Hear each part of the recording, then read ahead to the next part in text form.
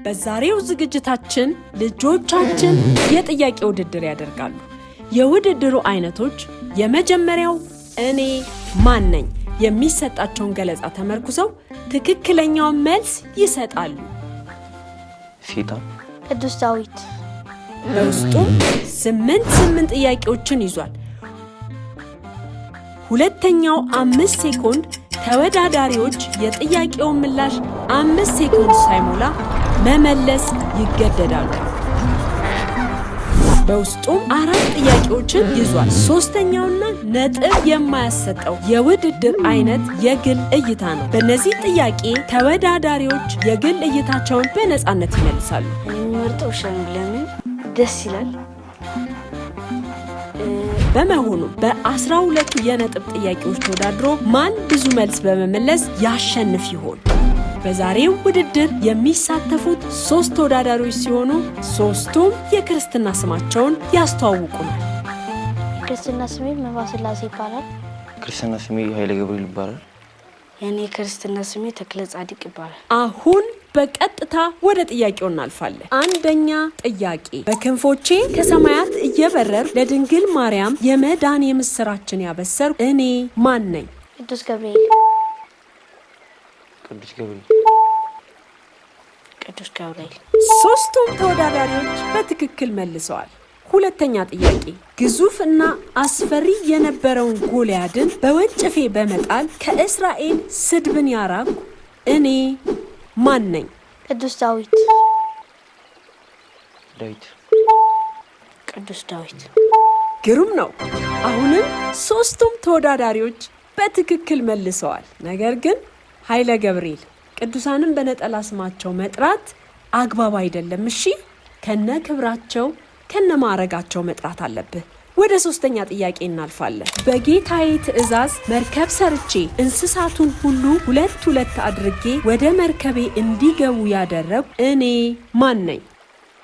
ኖህ ኖህ። እጅግ ይደንቃል። ጥያቄዎቹን ሁሉም እየመለሱብን ስለሆነ አሁን ጥቂት ጠጠር ያሉ ጥያቄዎችን ስለምናስከትል ዝግጅታችንን እስከ መጨረሻው ይመልከቱ። በነገራችን ላይ ልጆቻችን በስነ ምግባር ታንጸው እንዲያድጉ የምናስተምርበት በብዙ አስደሳች መርሃ ግብራት የተሞላው ልጆቻችን ክረምት ለማስተማር ምዝገባ ጀምረናል። ለበለጠ መረጃ ይደውሉ። አሁን በቀጥታ ወደ 4ኛው ጥያቄ እናልፋለን። እንደ ሁሉ ሰው እናት አባት የለኝም፣ በምድርም ላይ 960 ዓመት ኖሬያለሁ። እኔ ማን ነኝ?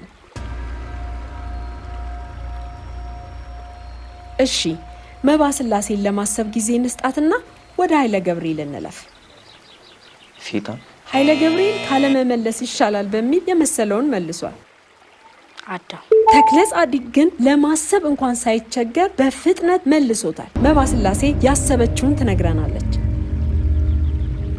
ልታገኘው ስላልቻለች ወደ 5ኛው ጥያቄ አለፍን። ያለ መርከብ እና ያለ ጀልባ ባህርን በእግራችን ውሃ ሳይነካን በደረቅ መንገድ የተሻገርን እኛ ማን ነን? እስራኤል እግዚአብሔር። ኃይለ ገብርኤል ሕዝብ መባሉን ስላልሰማ ነው መሰል እግዚአብሔር ነው ብሏል። ሕዝቡን እንኳን አላውቀውም። ተክለ ጻድቅ ግን ሕዝብ ከሆነ ሳላውቀውም ብሏል። መባስላሴ ብቻ ትክክለኛውን መልስ መልሳ ወደ 6ኛው ጥያቄ አመራን። ሕያው ፍጡር ነኝ፣ የሰው ልጅን 3 ቀንና 3 ሌሊት ያለምንም ጉዳት በሰላም ያቆየሁ ነኝ። እኔ ማን ነኝ? ነብዩ ዮናስ። መባስላሴ ታሪኩን አስታውሳው ነበር፣ ነገር ግን መልሱን ስተዋለች። ጌታችን መድኃኒታችን ኢየሱስ ክርስቶስ። ኃይለ ገብርኤል ያንተ ትክክል መልስ የሚሆነው ለ3 ቀን በመቃብር ቆይቶ ሞትን ድል አድርጎ የተነሳው ማን ነው ቢባል ትክክለኛ መልስ ነበር፣ ግን ትክክል አይደለም መልስ።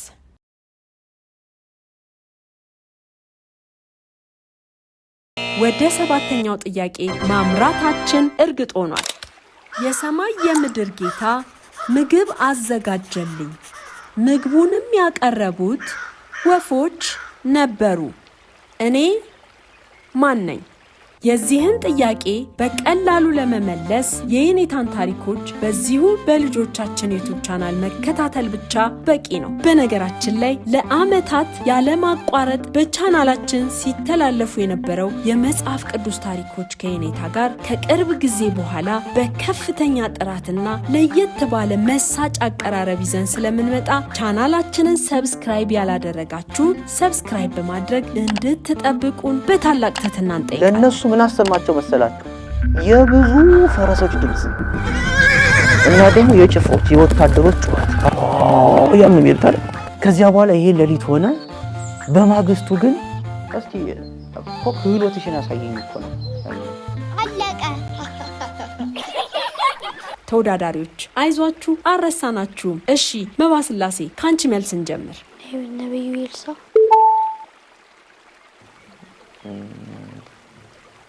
ንጉሥ ሰለሞን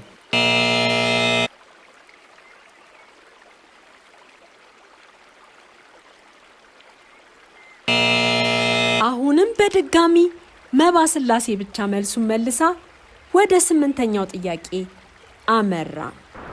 እናትና አባቴ ደጅ ጠንተው በህልም አይተው የወለዱኝ ጌታ ሲሰቀል መስቀል ስር የነበርኩ እኔ ማን ነኝ? እመቤታችን ቅድስት ድንግል ማርያም። ድንግል ማርያም አለ። ለማንኛውም አሁን ተወዳዳሪዎች በ5 ሴኮንድ ብቻ ወደሚመልሱበት ዙር አልፈናል። ከእናንተ የሚጠበቀው ዝግጅታችንን እስከ መጨረሻው መከታተል ብቻ ነው። የመጀመሪያው ጥያቄ በስርዓተ ቅዳሴ ጊዜ ዲያቆኑ የሚይዘው እጅግ ደስ የሚል መዓዛ ያለው ነገር ምንድን ነው?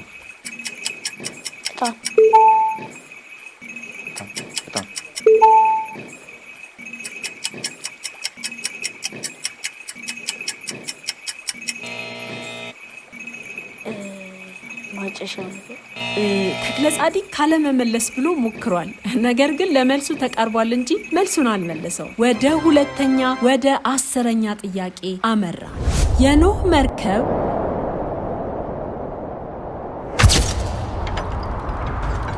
መርከብ ከጥፋት ውሃ በኋላ ያረፈችበት ተራራ ማን ይባላል?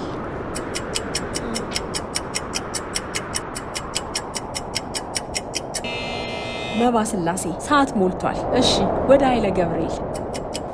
አራራት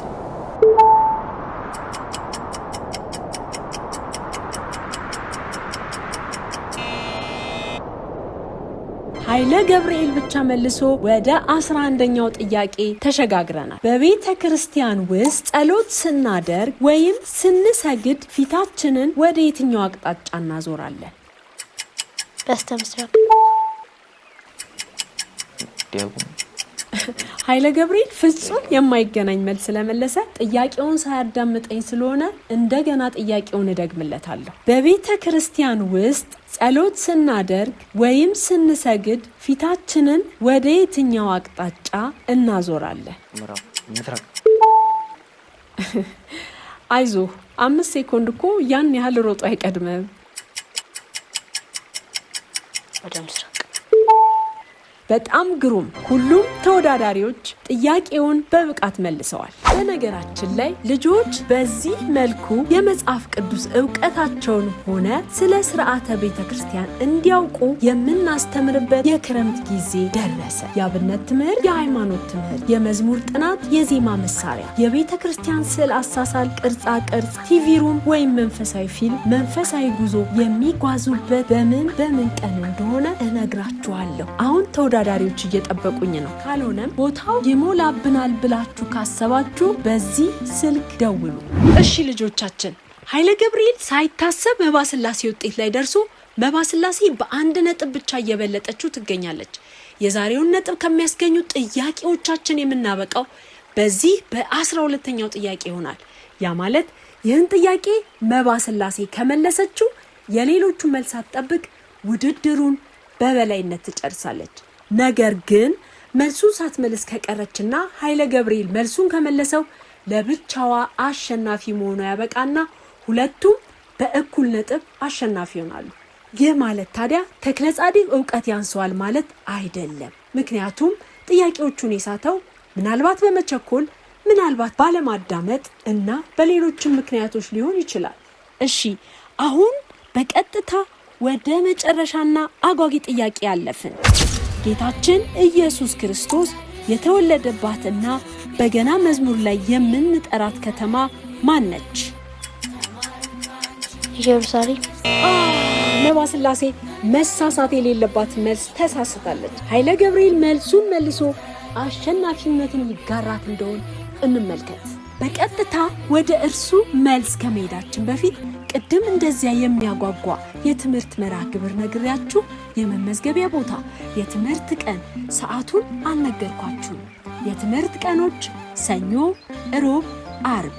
በእነዚህ ቀናት የማይመቻችሁ ከሆነ ማክሰኞ፣ ሐሙስ፣ ቅዳሜ ሁሉንም ከጠዋቱ 3 ሰዓት እስከ 7 ሰዓት ከአራዳ ቅዱስ ጊዮርጊስ መናገሻ ቤተክርስቲያን ወደ ሽሮ ሜዳ በሚወስደው መንገድ ላይ ራመት ታቦር 4ኛ ፎቅ ላይ በመምጣት ክረምታችሁን ማሳመር ትችላላችሁ። አሁን በቀጥታ ወደ ኃይለ ገብርኤል መልስ እንለፍ። ቤተልሔም ኃይለ ገብርኤል አሸናፊነቱን ከመባ ስላሴ ጋር ተጋርቷል። ሌላኛው ጎበዙ ተወዳዳሪያችን ተክለ ጻዲቅስ ውጤቱን ያሻሽል ይሆን? ቤተልሔም። ተክለ ጻዲቅ በ2 ነጥብ ብቻ በማነስ ውድድሩን አጠናቋል። በመጨረሻ ግን ተወዳዳሪዎች በነፃነት የሚሰማቸውን የሚመልሱበት ሰዓት ስለሚኖረን ቪዲዮውን እስከ መጨረሻው እንድታዩት እንጋብዛለን። ቅዱስ ያሬድ ሰማያዊ ዜማውን ሌሊት በሕልማችሁ ቢያስተምራችሁ ጠዋት ለማን ትዘምራላችሁ? የምዘምረው ለእናትና ለአባቴ ነው። ለማን ነው መዘመር የምትፈልገው?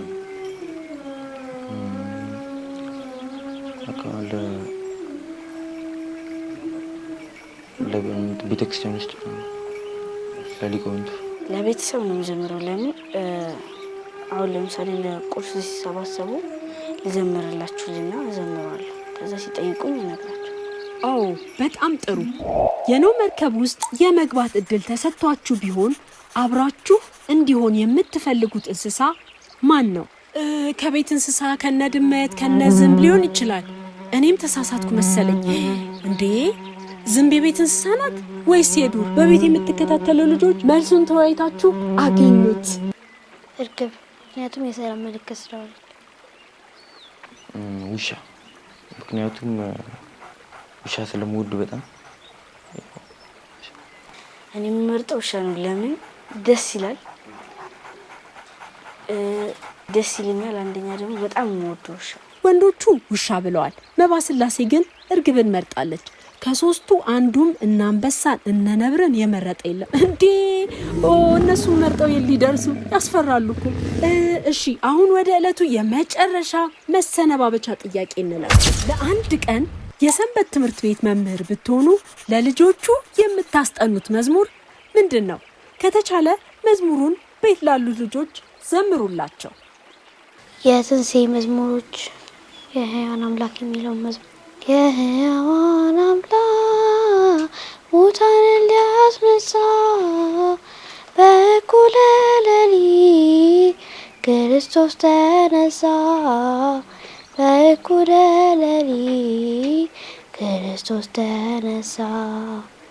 ሙታን አይደለንም ክርስቶስ ተነሳ።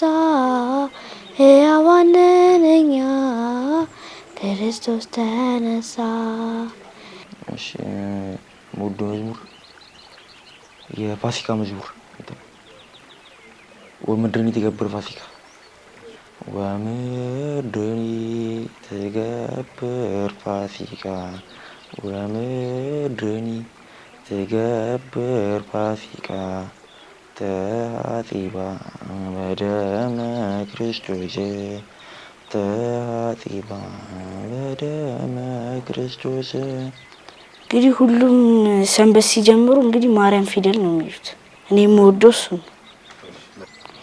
ማርያም ፊደል ያሁሉ መማሪያ ማርያም ፊደል ያሁሉ መማሪያ በንጽህና ተጽፋለችና በንጽህና ተጽፋለችና። በቤታችሁ ሆናችሁ ሙሉ ዝግጅታችንን ስለተከታተላችሁ እናንተንም ደግሞ እጅግ እንወዳችኋለን።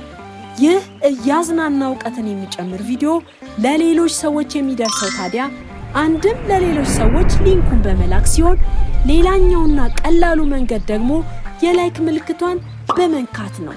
ሌሎች ለልጆች ብቻ የተዘጋጁ አስተማሪ ቪዲዮዎች እንዲደርሷችሁ ደግሞ መፍትሄው ይህ ብቻ ነው። በሌላ ዝግጅት እስክንመጣ ድረስ ሰላም ሁኑልን።